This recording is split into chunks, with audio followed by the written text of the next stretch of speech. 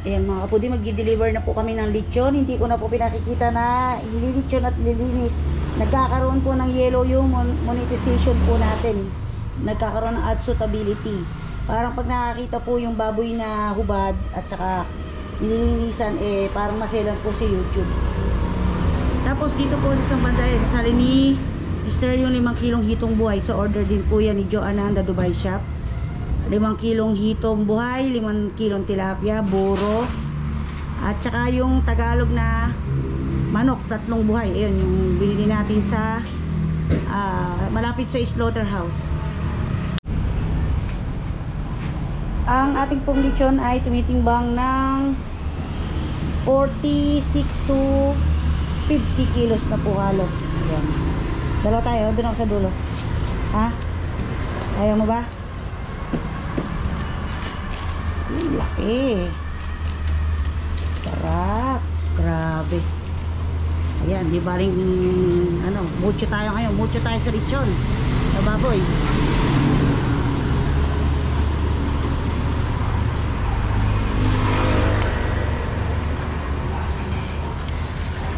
Sabi ko kay Mr. Trice, sabi niya hindi na raw siya sasama. Ano ka kung di ka sasama ikaw nga ako sasakyan yung tricycle mo ikaw ako mag-e-bike. Talian mo dito pa kapit doon para hindi to lumaylay. Okay na ba yan? Hindi na ba? Uupo ako doon, hawakan ko. Sige, hawakan ko dito. Tara na. Hindi, hawakan ko nga dito, hilahin ko ganun. Tara. Ito po mga kapudi yung wow, tingnan nyo naman, itbugan yung ating Tagalog na manok. Hindi ko na po pala siya na-video kung paano iluto kasi po ay nakalimutan ko, tsaka medyo sinamaan po ako ng pakiramdam kaninang umaga. So kaninang umaga may pa-order din po akong 5 kilong kalderetang manok, si Kuya Kennedy po. So umorder po siya uli. Ayun, kahit pahinto-hinto ko abang nagluluto dahil sinamaan nga tayo ng pakiramdam. So tinulungan lang ako ni Doktora. Yan, tatali na ni walang maraglag kasi baka maputol yung katawan, sayang yung lechon.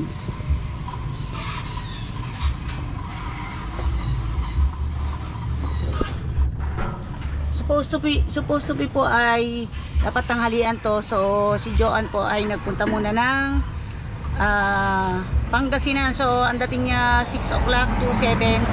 So ayan, magsi-6 na, dadalhin na natin. Para pag dumating siya ay naka-ready na po lahat. So ayan, yung pong dito ay buhay. Ayan, 5 kilong hitong buhay. Tapos yung tilapia, ayan, pinatanggalan ko lang ng hasang at saka bituka kay nanay. Tsaka ko nilagay sa freezer, hinugasan mabuti para kung iiyaw ba siya o pampirito. Kasi ito na yung ating salsa at saka yung dinuguan. At ayan, namita si Mr. ng mangga. At ito kaya order na buro, pinagsama ko na. Tapos yung ginisa kong bagoong ay dito ko nilang nilagay sa garapon. Ayan. Ayan, meron tayong extra 2 chicken cordon bleu na i-deliver na malapit lang din po kila Joanna. Ayan, Joanna the Dubai Shop. Ayan. So-search na lang po sa Facebook at sa Shopee yung The Dubai Shop. Mura lang po dun yung mga imported na pabango at lotion po niya. Ayan, pang iba. So na-vlog ko na po yun. So check nyo na lang po para hindi na kayo pupunta pa ng Dubai para bumili ng mga mamahaling pabango at mga lotion.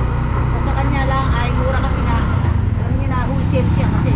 So may mga ano po talaga siya, yun po yung business niya.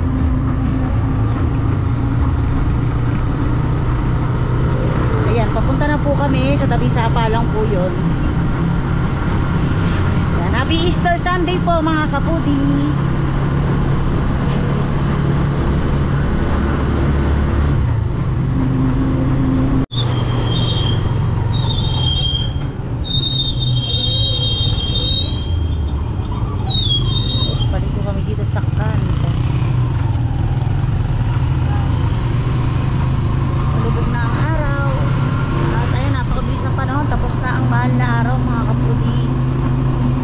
Bago na naman ang ating abangan na Flores de Mayo naman, di po ba? So Flores de Mayo naman by barangay naman yon, iba-iba naman po ang date. Basta po Sunday, yung iba Sunday talaga ginaganap ko yan. Kaya lang Karaniwan po kasi nag-uulan na ng day. Ewan lang po natin ngayon kung uulan.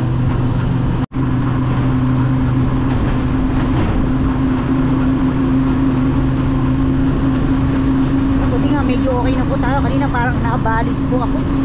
Ano po eh, hindi ko ma-explain yung nararamdaman ko. Nagpapawisan ako ng malamig. Buting-butil lang pawis ko kanina umaga. Tapos pahinto-hinto ako. Eh wala si mister. Sabi ko kay doktora,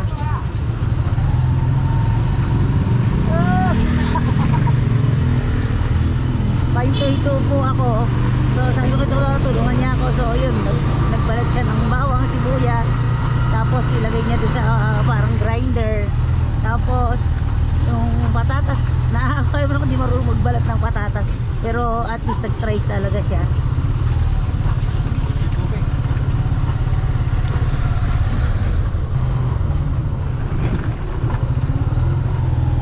Tapos yun nga, pagka medyo nahihilo ko, hinto.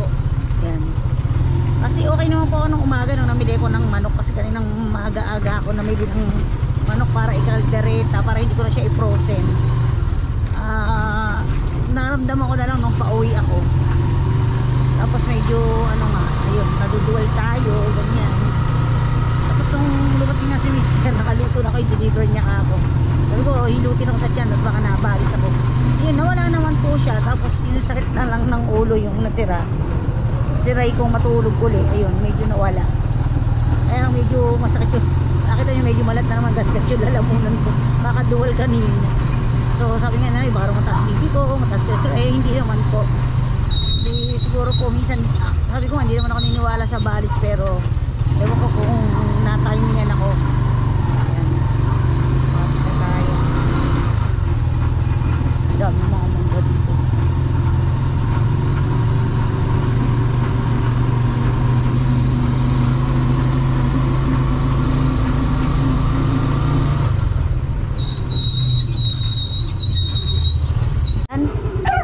Mga puding ngayon lang nakakita ng tupa sa tanong buhay ko o ng malapitan, no?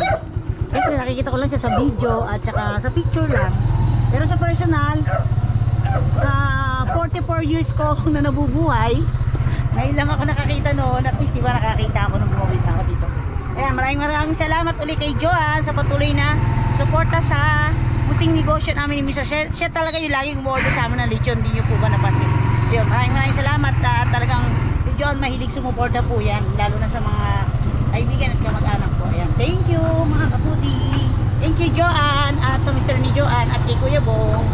Ayan, sa Santiago family. Thank you. Ayan, apaw-apaw yung patubig po mga kaputi. Summer pa yan, pero Wednesday and Friday ang lakas po ng ulan. Thunderstorm po siguro, parang ganon. Sobrang init. Pero ibig sabihin hindi po ba parang expected nyo o expected natin or kami na dito sa Pilipinas como summer ay madalang umulan dahil parang April and May hanggang April and May pa ang summer. So talagang naiiba na ngayon yung ating panahon. Good morning po mga kapudi. Ayan, masyadong mainit na dahil start na ng summer, naramdam na natin, pero kahit nag-uulan ay mainit pa din po. Ayan, marami tayo ditong kamyas. So ito bigay po nung stepmother ni nanay. At ang bala ko po ay ipipreserve natin, pero patutuyuin naman natin siya, hindi naman po sa freezer. So huhugasan muna natin siya. Hugasan natin sa tubig. Tatanggalin natin yung pita niya, pwedeng kuko lang. Ayan, matanggal na or kutsilyo po ang gagamitin natin. Pwede rin gunting. Ayan, isa-isa natin tanggalin. Madakta pa po siya. Halatang bagong pitas po. Ayan, ipipreserve naman natin kasi meron pa po ako naka-frozen na ilang piraso. Kaya po kasi ayoko ng ibinibilad. Kasi po diba nagba-brown po siya pag natutuyo. Tapos pag kinatas mo siya or pinakuluan mo na siya, pag ginamit mo na siya ay dark po yung o ma-brown yung kulay ng sabaw niya. Ayan. So ayan, pagkatapos nating hugasan, tapos nating hiwain yung mga dulo, mga kapudi, ay hugasan uli natin sa isang lalagyan. at hayaan natin mababad sa tubig para umangat uli yung mga ayan, nalanta na ng mga bulaklak. Tapos ayan, piliin natin, gasan uli natin at transfer uli natin dito sa strainer para matanggal yung excess na tubig bago natin siya ikat. Ayan, napahanginan ko na siya sa loob ng 1 hour, pero huwag nyo ibibilad sa araw, ganyan lang. So mabasa-basa pa siya, so kailangan natin ng ganito. Ayan, bilao na malaki o parang bistay siya, or need nyo rin ng pang bistay kung meron kayo, pero yung malinis po talagang ginagamit yung pang bilad. Mas maganda po kasi yung screen para habang umiinit yung screen o yung bistay ay nagre-reflect sa ating kamyas. So i-slice natin yung kamyas dito, ang maninipis. Ayan, pasensya na kayo at ako po nag-iisa lang. So ayan, pwede nyo siyang idiretso ng ganyan, pa-slant. Pero dahil tayo nag-iisa lang, dito naman natin siya i-slice. Ayan, maninipis po para mas madaling matuyo. Ayan, bibilad natin. So ganyan po yung ginagawa, yung mga karaniwang pinadadala sa abroad. Yung mga kamag-anak natin na mga naga-abroad or mga kapwa Pilipino. So ayan, ito pwede pa natin i-slice to. So ayan, pagkatapos nyan ay iaayos natin dito, ihilera natin lahat at ibibilad natin yan. Tamang-tama, summer ngayon, 2 to 5 days lang po ay tuyot na yan at pwede nyo siyang iimbak sa garapon para just in case sa tag-ulan ay meron kayong gamitin na kamyas pampaasim. Mas makakatipid po tayo.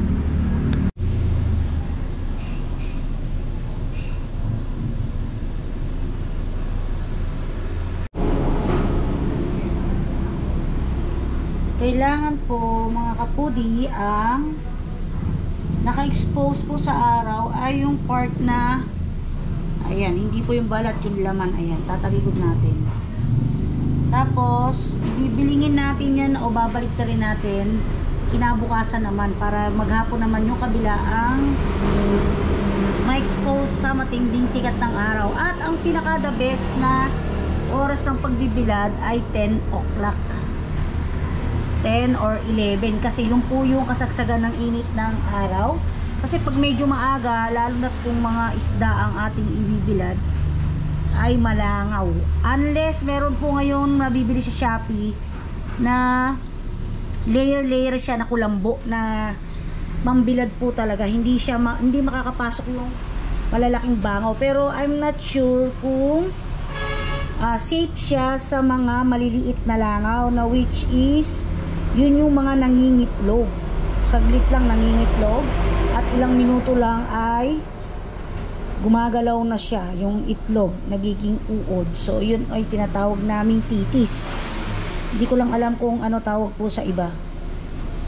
So ngayon ang oras ay 10 o'clock na. Tama-tama ibibilad ko na siya. So kailangan nakahang yung ano nito, yung ilalim. Kasi kung sa semento, magpi-feedback yung init ng semento dito sa ilalim ng ating bilao, magmo-moist pa yung ilalim. Kailangan ano ba tawag doon? Nare-release yung init na singaw dito sa ilalim para madaling matuyo. So meron pa ako natira, ito ipoprose naman natin to. So hatiin ko siya sa dalawa at isusupot natin sa dalawang part yan para hindi ganun kaasim pagka tayo ay nagsiligang sa kamyas. Pag masyadong marami naman kasi ay mapait na or mapakla tapos maasim.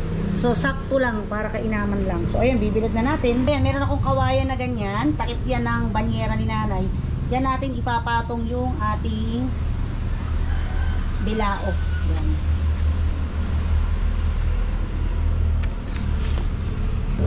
Yan, importante kasi na nakahang pa rin siya sa simento. Ayan, para yung init o nasingaw ay nare-release. So ayan mga kapudi, ayan, bigyan natin siya ng 2 to 5 days. So para tuyong tuyo 5 days, pero sa tindi ng araw siguro mga 3 days lang yan.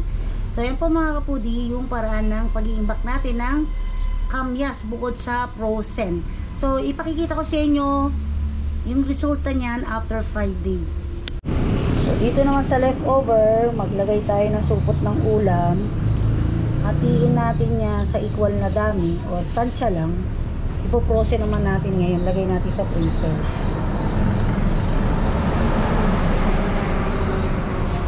Ayan, kailangan, ang kainaman kasi sa freezer, manariwa siya, tapos hindi siya nangingitim yung sabaw. Unlike nung binilad, nagba-brown po kasi, na-testing ko na yun. Maganda siguro yan sa mga pinangat yung binilad. Ayan. So ayan, ready na tayo para i-frozen. Ayan. So ayan, meron tayong maitatabi na kamyas. Sabi nga nila, pag may sinuksok ay may maidudukot, pag may itinanim, may aanihin. Mula po kaninang 10 o'clock at ngayon ay 2 o'clock, ayan na yung ating kamyas. So, nakita nyo yung ibabaw, medyo dry na. So, nasa sa inyo kung gusto nyo bilingin na muna yan or bukas na. Ayan, tinan nyo yung ilalim mo, medyo sariwa pa. Pero maganda po kasi kung bukas, para po yung upper part ng ating kamyas ay dry na. At yung ilalim naman bukas, yung ating paaarawan. Pero hopefully, at tayo magdasal na huwag sanang umulan. Kasi minsan po ay biglang umuulan, nagkakaroon ng thunderstorm kahit na summer sa sobrang init. Pero kung ganyan man na biglang umulan, ay naarawan naman po siya, kaya medyo okay naman po, ipasok na lang natin sa loob ng bahay. Wag lang sanang maulanan kasi mananariwa na naman po siya. Tapos bukas ang tendency niyan ay langawin ng maliliit dahil nga po basa ng ulan. So ayan po, so bukas i-update ko po uli kayo kung ano na po yung itsura niya. Ito na po mga kapudi, after ng kinabukasan, ito pang 2 days na po itong binibilad. Ayan, dumikit na yung iba. Pero pag binaklas natin yan, ayan, tuyo na. Kaya lang yung mga bandang side ng kamyas ay ayan, medyo sariwa pa kasi medyo makapal yan sa gawin na yan sa likod, sa may gilid. Yung bandang di po ba nakashape ng paoblong yan, yung side po. So ito makikita ninyo ay okay na siya, oh. Pag sumasamahin natin yung makakapal pa at balik ta rin natin. Tapos itong mga tuyot na ay hayaan lang natin ganyan. At ibibilad pa natin ng ilang araw para to yung tuyo. Magba-brown pa na brown yan. So ayan. Ayan, sama-sama. Tapos ayan.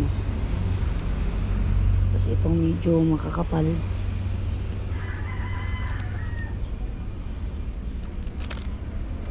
Actually tuyo na siya. Pero mas maganda ito yung tuyo para hindi siya amagin. Ayan. Itong mga maninipis yung bandang gitna ito ng kamyas eh. Ayan. Tuyo na. So ito namang mga side ng kamyas, ayan na lang patutuyuin natin. Pero ito, bibilad pa rin natin pero ganyan na. Ano na lang natin siya. Gagalaw-galawin parang sa palay. Para ma-shake siya o mabiling-biling ng yung ibang side naman ay maarawan. So ayan, nakita nyo kanina medyo makulimlim pa. Ayan, mapapansin niyo na talaga yung pinaka side sa dalawang side ng kamyas ang matagal matuyo. So nasa inyo kung gusto niyo pang patuyuin yan, kung marami kayong ginawa, or itapon nyo na lang. Pero sayang na may pagod nyo, patuyuin nyo na since summer naman po ngayon. Ayan, medyo pasensya na sa boses ko, medyo ano naman tayo ngayon, medyo hindi naman malat. Konti lang. Ayan, pagkatsaga-tsagaan ko tanggalin yung mga nakakapal pa. So ayan, i-update ko naman kayo uli bukas. So ayan, ganyan-ganyan lang siya. Paghahaloy natin para tayo nagbibilad ng mga daing ng isda. So ayan po, ito after pa ng 5 days ay pwede natin itabi or i-store sa garapon. Yan, napaghiwalay ko na yung lahat ng tuyo sa medyo basa pa. At mas maganda po ilipat nyo sa masinsin yung butas ng bilao para hindi malaglag yung ibang maliliit. Yan, yung mga maliliit ang hiwa natin. Ito, isang bilad pang maghapon or 2 days pa ay tuyot na. So, ito yung mga side ng ating kamyas. Ayan, napasin nyo. Kasi medyo makapal siya. Ito, medyo manipis yung hiwa. At walang balat. Ayan. Ito kasi may mga balat sa gilid. Ayan. So, ayan. Tuluyan natin ibilad. At sayang ang tindi ng init ng araw. At napasin nyo, wala siyang langaw. Hindi siya nilangaw. Kasi po ay matindi ang init ng araw. Ayan. Dami yan, no? Pero ngayon, kumonti na lang. Pero iyan, wag po kayong, kumbaga, bigyan nyo siya ng maling tansya na akala ninyo ay konti lang, tapos dadamihan ninyo kung lulutuan nyo, sobrang asim naman. So, pwede naman pong magdagdag. Ayan. So, nakadikit pa. So, ayan mga kapudi. At i-update ko uli kayo bukas. After uli na isang araw pa na pagpapatuyo natin at pagbibilad sa araw ng ating kamyas. Ayan.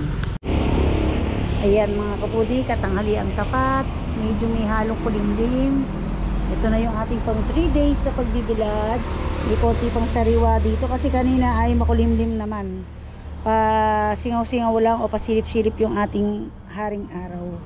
So yung ibang medyo sariwa pa, ayan, natuyo na oh. Ito meron pa rin malambot pa. At ito, ayan, patuloy na natutuyo. So tamang-tama yung sinabi ko na 5 araw po talaga. Ayan. So bukas bibilingin naman po uli natin yan. So ayan, yung ating pang 3 days mga kapudi. Mga kapudi, yung ating binilad na kamyas. Ayan, sa sobrang tuwa ni Nay, mayroon na naman tayong bagong kamyas. At ito pa, ayan, nakita ko nakasabit to sa gate. So malamang nito, hiningi po uli ni Nanay yan. At dahil natuwa siya sa ginawa ko, feeling ko wala siyang gagawin kundi pagbila rin ako ng kamyas. Para, sabi niya kasi masarap yan sa sinaing na tulingan, which is true naman. So ibubugnos ko na muna dito o ibubuhos ko siya para hindi siya magtubig o magmoist. Yan, magiging dahilan ng pagkabulok. So ito, meron tayo ditong talbos ng kamote, ilalagay ko po yan sa sinigang mamaya. Ayan, at i-check na po natin yung ating pinatuyong kamyas. Dahil medyo makulimlim, sinilong na natin sa loob kasi baka po mabasa. Sayang naman yung ilang araw natin na pagtsatsagang ibilad. So, ayan, pinipili ko yung mga kumatas na or may sira. Pwede naman pong hatiin yun. Ayan. Mamaya huhugasan natin yan at isa-isa nating ikakat or bukas na kasi makulimlim nga po, lalangawin lang. Ayan, hayaan lang muna nating mahanginan para mawala yung pagtutubig niya. So, ayun, tara na. Let's proceed para sa pagpapakita ko sa inyo kung ano na itsura ng ating pang-5 araw na pagbibilad ng ating kamyas. Dami po, di po ba? Ito na mga kapudi, after 5 days yung ating pinatuyo at ibinilad na kamyas. Ayan. Ganyan na siya. 5 days na po yan. Pinasok ko na dito sa loob ng bahay kasi po ay biglang kumulimlim at medyo aambon at may konting ambon. Ayan. Kaysa tuluyang maulanan ay ayan. So, papakita ko lang sa inyo demo. Ayan. Kasi baka tumagal naman masyado yung ating video, no? So, ayan. Meron ako ditong garapon. Empty garapon na plastic. Pwede rin naman yung babasagin. So, ayan. Pwede natin ilagay dito. At takpan natin at pwede na natin siyang i-preserve. Ayan. Kung gusto nyo pa siyang ibilad ng mga ilang araw, ay pwede pa. So, ayan. Pinakita ko lang po sa inyo ang process ng pagpapatuyo at preservation. Ayan. Ayan. Meron na po tayo ngayon na kamyas sa panahon ng tag-ulan at panahon ng walang kamyas. Siyempre po, pag nag-uulan o may bagyo, mahirap naman manguha ng kamyas, di po ba? So, ayan mga kapudi. Sana may natutunan po tayo or kayo ngayong araw na to sa pagpapapreserve po ng ating kamyas. So, ayan, hanggang dito na lang po mga kapudi. Thank you for watching at ingat po tayong lahat at God bless po tayong lahat. Ayan, bye-bye!